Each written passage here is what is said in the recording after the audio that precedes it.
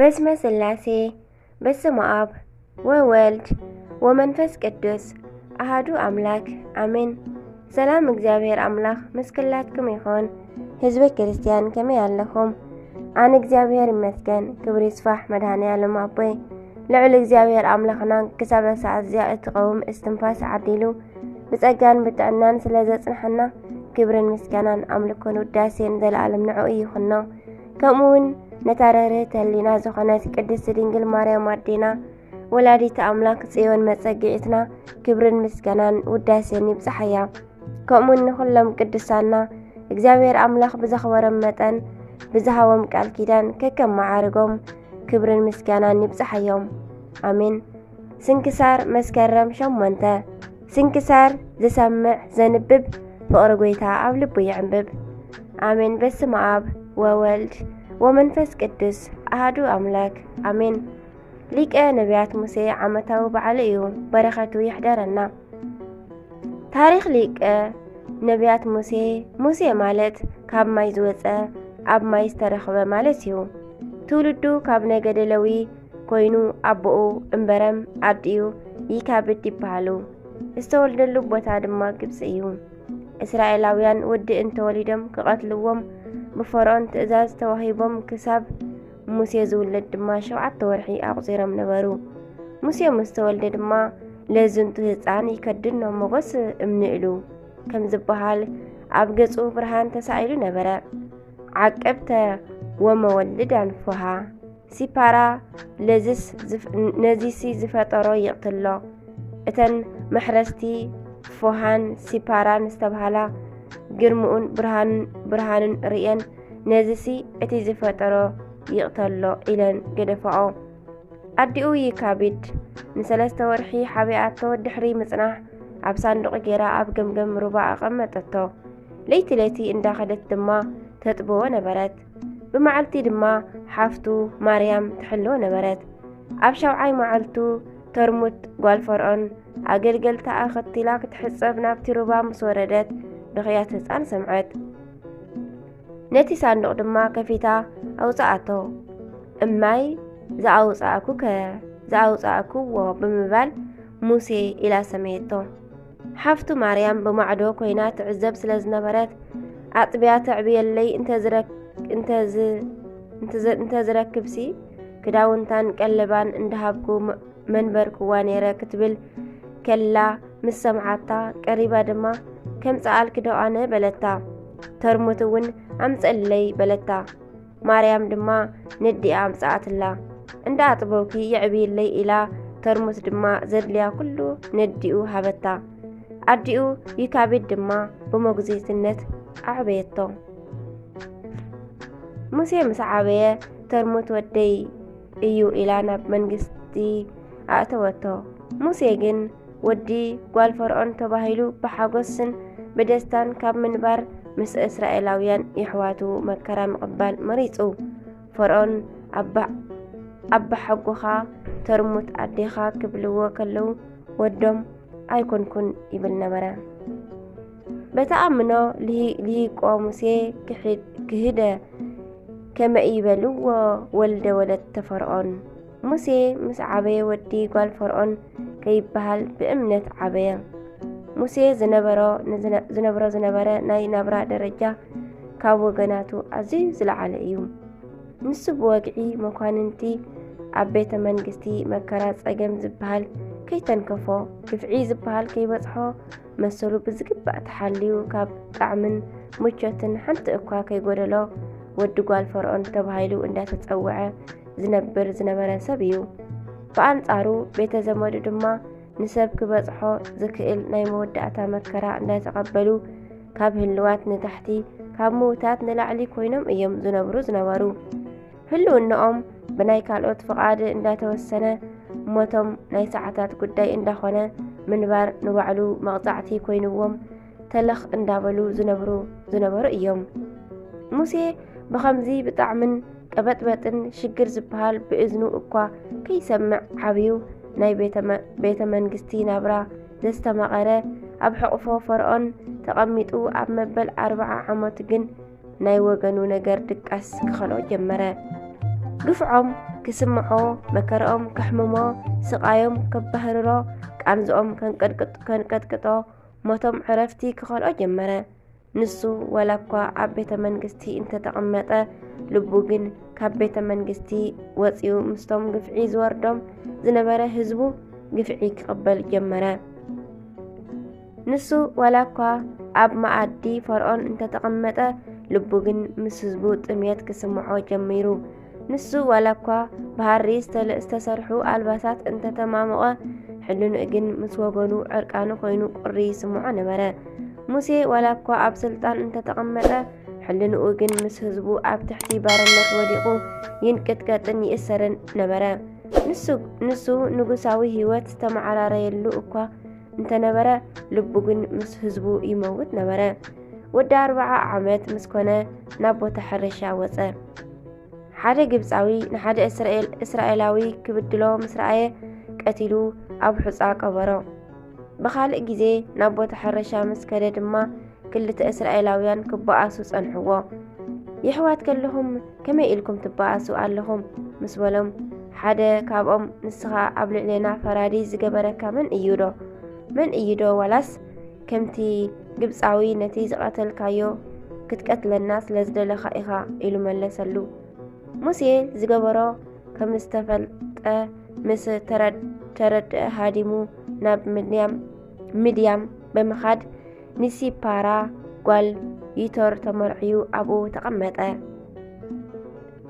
موسى نأديو وصيتيو سبنتو فرعون كعبيو كله لبوغن أديو تعبيو نمرت مقبو فرعون كوبا كله طبابوغن أديو إيا تهبو نيرا أكان بيت منجستو كغرصو كله عملكو تغزيابير نهاجرن وغرن فقري صنعاتن برتعن منتي وجن كامسواتي مخان استمهاره كاب عدي إيو نايت انتي تاريخ اندا نجرت لبو بوغن فقري كم زكاتل زجبرت عدي إيا نتي تاريخ ناي مملاس نتي نزي هزبي كم تي استنقرلو عبي هزبي ناي مقبار بصحيت ناتك أيو زبلتو عدي إيا نموسي نسعى زوص سب كم زخون جيرا لسرحاتو عدي إيا عوشت موسى زلا مس فرعون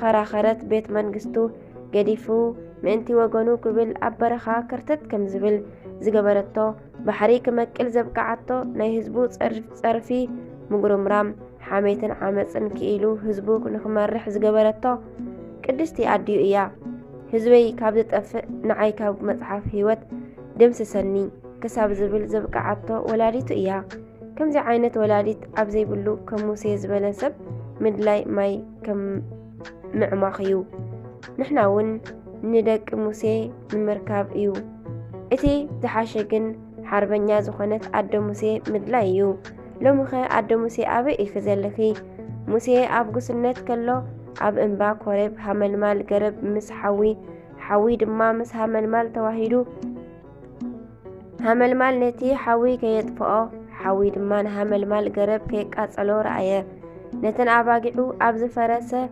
كأسري عاصيو نتيز رأيو كرئيو كده موسى فتح توتانا أسعينك اسم زيد ذات كيد دامدر قدستي يأتي إذا بوتا أزياء قدست إيامو سأنخا كاب إقرخا أوصق زبل دمسي دما سمعه أزي دما نابتا قدستي زخانت بيتا كريستيان مس ጫማና ክንኣቱ ከም ዘይብልና ክምህረና ስለ ዝደለ እዩ ኮሬብ ደብረ ሲና ናይ ቤተ ክርስቲያን ምሳሌ እዩ ርእየርኢኩ ህማመሙ ለህዝብየ ወሰማዕኩ ገአረሙ ወወረድኩ ከመ አድህኖሙ ጸበባን ስቃይን ናይ ህዝበይ ሰሚዐ እየሞ ንህዝበይ ከድሕኖ ወረድኩ ዘዳግም ምዕራፍ 3 ፍቕዲ 7 ክሳብ 4 بعالتي تأمر زخنت بتري هبو دما ناب فرعون سردو فرعون نموسى كسمعو سلازي كآله تشعت جزي مغزفتن تأمراتن مبل عسراي دما مطبخر جبساويان أب مبل عسر تحاده 600 جبساويان أب بحر إرترا كأزعو نإسرائيلاويان بحر إرترا كفيلو أساقرهم زداقم حاده فقد إسران شمونتن كساب إسران تشعتن بدحرزي آرونن هورن حلو تهزبي غيرو ንኢያሱ ሒዙ ደብረ ሲና ደየበ። 6 መዓልቲ ቃል ንቃል ድሕሪ ምዝረራቦም 34 መዓልቲ ድማ ክጽሕፎ ዘለዎ እንዳነገሮ 40 መዓልቲ ገበረ። እስራኤላውያን ድማ ንኣሮን ግብር ለነ ኣማልክት እለይ ይሃውሩ ቅድሜነ ወይ ይጸብኡ ጸረነ። ሙሴ ኣበይ ከም ዘኸደ ስለ ዘይንፈልጥ ቀቂድመና ዘኸዱ ኣማልክቲ ስርሓልና ኢሎም ንኣሮን ተዛረበዎ ኣሸገርዎ። ኣሮን ድማ እዞም ህዝቢ ወዱ ስለ ዮሃንስ ምውላድ ቅዱስ ገብርኤል ኣብ ዘበሰሮ ጊዜ ኣሚኑ ብዘይ ምቕባሉ ወዱ ዮሃንስ ስጋብ ዝውለድ ዲዳ ኮይኑ እዩ። ወዱ ኣብ ዝተወልደ ጊዜ ስሙ ዮሃንስ በልዎ ኢሉ ብኢዱ ክጽሕፍ አንደበቱ ተኸፈተሉ። ንሱን ሰበይቱን ኣብ ሕጊ እግዚአብሔር ብዘይ ነቐፋ ዝጸንዑ ሕያወት ምዃኖም ቅዱስ ወንጌል ይምስክረሎም እዩ። ዘካርያስ ካህንን ቅድስቲ ኤልሳቤጥን ድማ ኣብ ቅድሚ እግዚአብሔር ጻድቃን ነበሩ። ብኹሉ ትእዛዛት እግዚአብሔርን ሕጋጋቱ ብዘይ ጉድለት ዝኸዱ ነበሩ ይብሎም። ሉቃስ 1:6 ንጉስ ሄሮዶስ ንጎይታና ዝረክብ መሲልዎ 144,000 ናይ ቤተልሔም ህፃናት ብግፍዒ ክጭፍጭፍ ከሎ እመቤትና ንወዳ ንጎይታናን መድሓኒናን ኢየሱስ ክርስቶስ ሒዛ ናብ ግብፂ ክትስደድ ከላ ንዮሃንስ ድማ ኣድኡ ቅድስቲ ኤልሳቤጥ ሒዛቶ ናብ በረኻ ሲና ኣተወት። ኤልሳቤጥ ቅድሚ ምኻዳ ግን ምስ ሰብኣያ ምስ ዘካርያስ ክትሰናበት ከላ እቲ ዝኸውን ኩሉ ንሱ ኣቐዲሙ ይፈልጥ ስለ ዝነበረ ንህፃን ወደይ ምስ ሰኣንዎ ንዓይ ክቐትሉን እዮም፣ ንስኺ ግን ናብ በረኻ ሒዝክዮ ኺድ እሞ ኣብኡ ሕብእዮ ኢሉ መኺርዋ እዩ። ኤልሳቤጥ ምስ ከደት ድማ ናይ ርጉም ሄሮዶስ ጭፍራታት ንዮሃንስ ኣብ ዝሰኣንዎ ጊዜ ናብ ዘካርያስ መጺኦም ወድኻ ኣበይ ኣሎ? ናበይከ ሓቢእካዮ?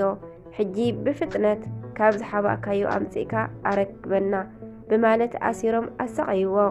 ሄሮዶስ ድማ ናብ ዘካርያስ መጺኡ ንህፃን ዮሃንስ እንተዘሂብዎ ከም ዝቐትሎ ነገሮ። ካህን ዘካርያስ ግን ናይ ንጉስ ብምፍራራሕ ብዘይ ምፍራሕ ኣገልገልቱ ቀጸለ። ኣብ መጨረሽታ ድማ ንጉስ ወተሃደራቱ ልኢኹ ኣብ ቤተ መቕደስ ኣብ መሰዊኢ ከሎ ኣቕተሎ። ነገር ግን እግዚአብሔር ናይ ቅዱስ ዘካርያስ ስጋ ሰወሮ፣ ደሙ ግን ከም እምኒ ኮነ። እቶም ህዝቢ ድማ ከም ልማዶም ንጸሎት ኣብ ዝመጹ ጊዜ ካብ ካህናት ሓደ ናብ ቤተ መቕደስ ከኣቱ ክብል ዝረግአ ናይ ዘካርያስ ደም ረኸበ።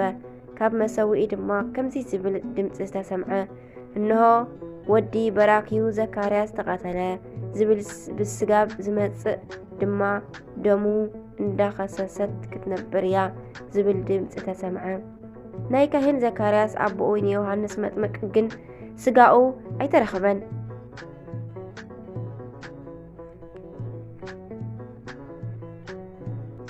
ከም ዝቐተለ ናይ ደሙ ድምፂ ምስክር ደኣ ኮነ እምበር ጎይታና ድማ ንዝተረገሙ ኣይሁድ ስለኡ ክዛረብ ከሎ ናይ ዝቐተልኩሞ ናይ ዘካርያስ ደም ኣብ ልዕሊኹም ክወርድ እዩ ኢልዎም እዩ።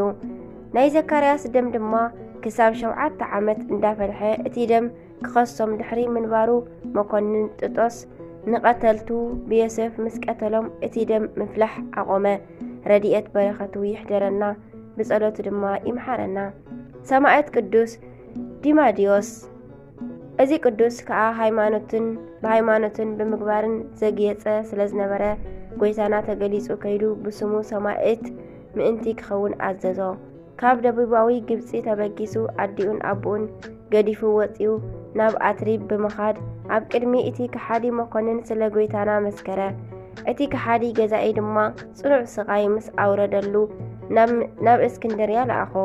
ናይ እስክንድርያ መኮንን ሉኪያኖስ ድማ ብተራኡ ኣሳቐዮ። ነገር ግን ጎይታና ንዲማዲዮስ ተገሊጹ ኣረጋግኦ። ድሓር ድማ እቲ መኮንን ንዲማዲዮስ ምስ ስቓይ ኣብ ዝሰልቸዎ ጊዜ ርእሱ ብሰይፍ ኣቑረጾሞ። ናይ ሰማዕትነቱ ፍጻሜ ኮነ። ረድኤት በረኸቱ ይሕደረና፣ ብጸለቱ ይምሓረና፣ ኣሜን። ቅዱስ ኣሮን ካህን።